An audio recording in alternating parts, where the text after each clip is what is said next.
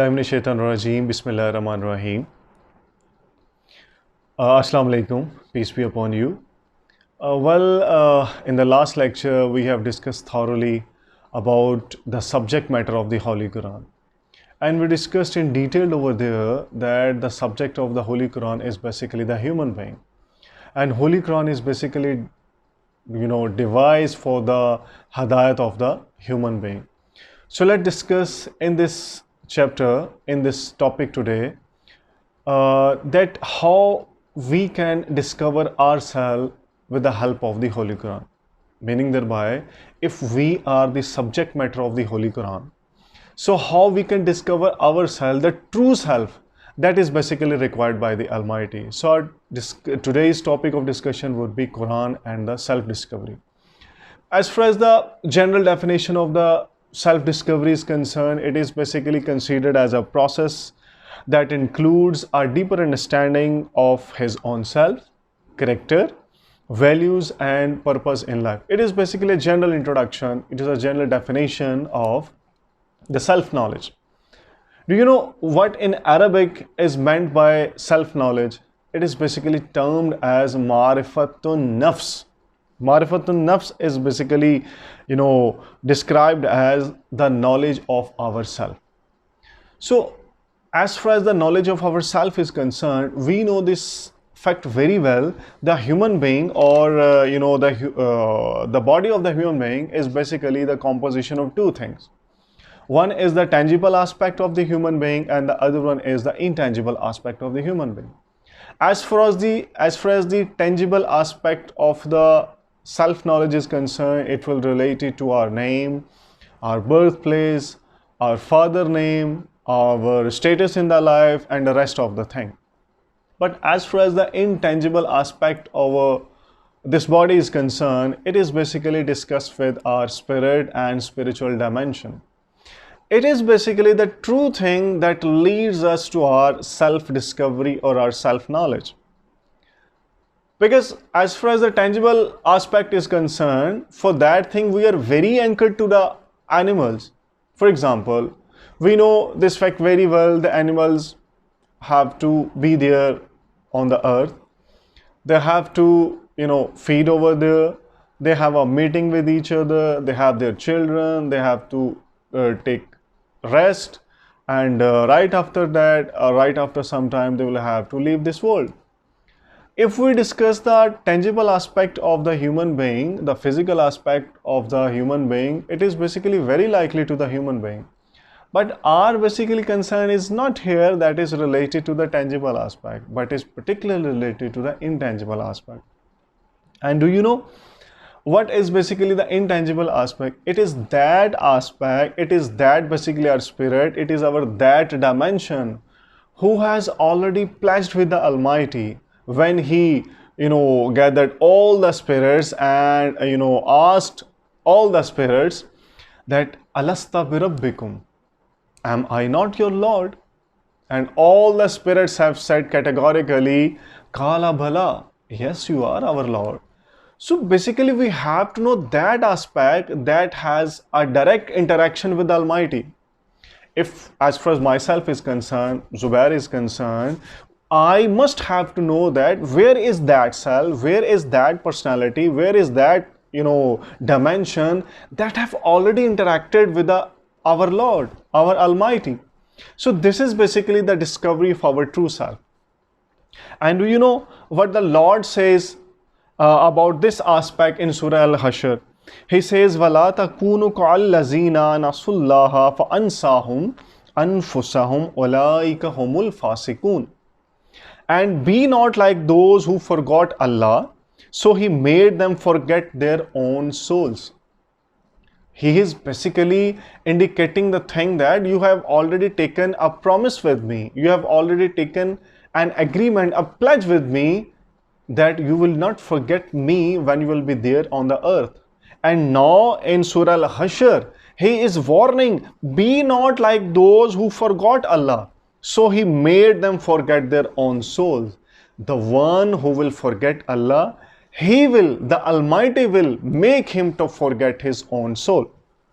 These it is that they are the transgressors, and they are basically the transgressor. So we must know this fact very well. We must not forget Almighty in our each and every second of life. We must know that we have taken a pledge to Almighty that we will not forget you. And if we forget, He is saying that they will make their souls, their own souls forgetting. And the one who will remember Him in each and every matter of life, in his happiness, in his grief, each and every dimension, each and every aspect of life, do you know what he says about them? He says, La yastawi ashabun nar, ashabul jannah. Ashabul jannati humul faizun. The one who will remember me, he is no equal. No equal are the companions of fires and the companions of paradise. He's saying that he will remember, who will remember me, he is basically the companion of paradise.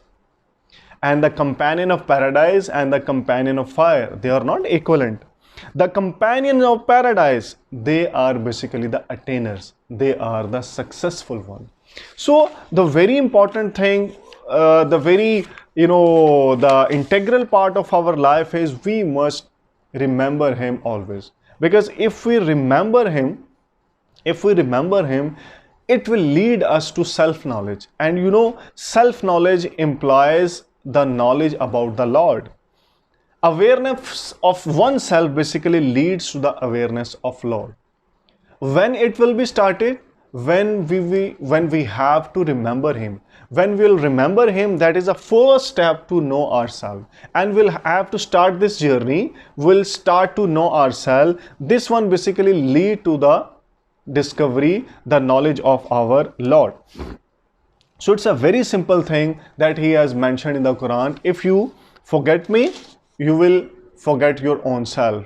If you remember me, I will remember you. And the one who will remember Him, He will basically give him the clue, the idea about to know about his true self that has already interacted with the Almighty. Furthermore, the Almighty says, and the one who will, remember Him, who wants to know his true self, about them He says, we will soon show them our signs in the universe and in their own souls, until it becomes quite clear to them that is the truth. We will show them the signs, not only in the universe, but in their own self. You just imagine the comparison over here. At one side is the universe, and the other side is myself. He is saying that, the Almighty is saying that He will show him the signs, His signs, first in the universe, meaning thereby the one who will be the friend of Allah, who will be the Wali Allah, he will having his eyesight, he was having his insight to the universe, and furthermore his own self as well. So it would be basically, one can say that the fruit of this thing that he has, picked up the first step. And furthermore, the end result of all this discussion could be as the Quranic verses could be concluded in a nutshell as Man arafa nafsuhu faqad arafa rabbuhu. Meaning thereby, whoever knows himself, his soul or spirit, knows his Lord. The one who knows himself basically knows his Lord. Another saying is, knowledge of oneself is the most beneficial knowledge of all. The knowledge of oneself is the most beneficial knowledge of all. For deeper understanding and for the further detail, we must have to enter through the gate of knowledge. And the gate of knowledge is basically Hazrat Ali Razillahu Ta'ala. He says that, I wonder at the person who urgently searches for that which has lost. I wonder at the person who urgently searches for the thing he has lost. But he has lost his soul and is not searching. Hazrat Ali Razillahu Ta'ala is saying, I am wonder about the person. A person's soul has been lost and he's not searching it. And further he says, I wonder how a person who ignores himself can know his Lord. The one who ignores himself, who ignores his true self, the one who has interacted with Lord, how he can know his Lord? So meaning thereby, it's a very important thing, very integral thing. If you really want to know your Lord, you must have to know about yourself first. And further, in the last, it says that the ultimate knowledge of a man is to know himself. The ultimate of knowledge of a man is to know himself, meaning thereby all the knowledge, all the fields of knowledge comes to end to this point. If a person knows himself, he basically knows to Almighty. He basically paves a way to the Almighty. So this was the introductory lecture. We have discussed about the importance of self-knowledge, and in further discussion we'll have to discuss thoroughly about the different aspects of this self-knowledge. Thank you so much.